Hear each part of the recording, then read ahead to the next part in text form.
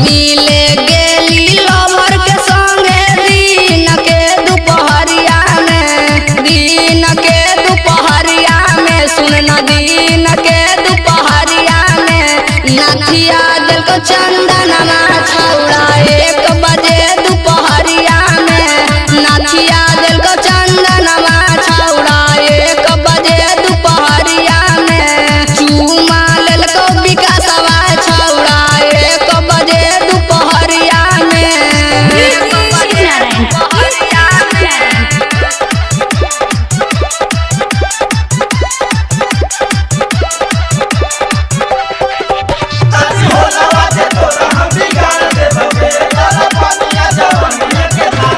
घर से निकल निग छौड़ी लगाई के होठा ललिया गे लगाई के होठा ललिया गे लगाई के होठा ललिया गे चुम्मा लेल को रहुलवा छौड़ा 1 बजे दुपहरिया में चुम्मा लेल को कन्हैया छौड़ा 1 बजे दुपहरिया में है गे चुम्मा लेल को पिंटुआ छौड़ा 1 बजे दुपहरिया में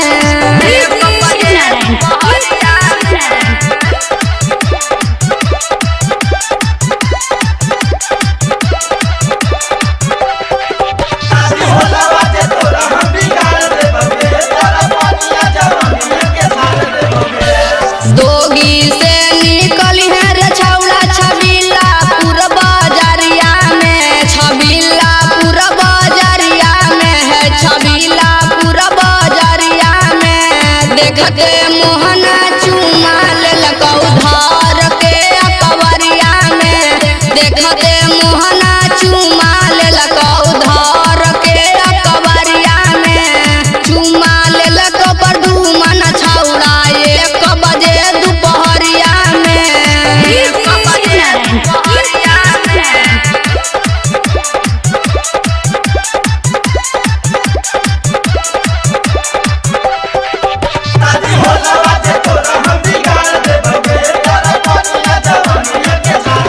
गायक मोहन गायकर चंदन राइटर देखल को मकैया में चंदन राइटर देखल को मकैया में है गे कुंदन देखल को मकैया में उरी नमा छौड़ा चुमा लेल को 1 बजे दुपहरिया में बदरिया छौड़ा चुमा लेल को 1 बजे दुपहरिया में चुमा लेल को अजितवा छौड़ा 1 बजे दुपहरिया में मिले गेली लवर के संगे दिन के दुपहरिया में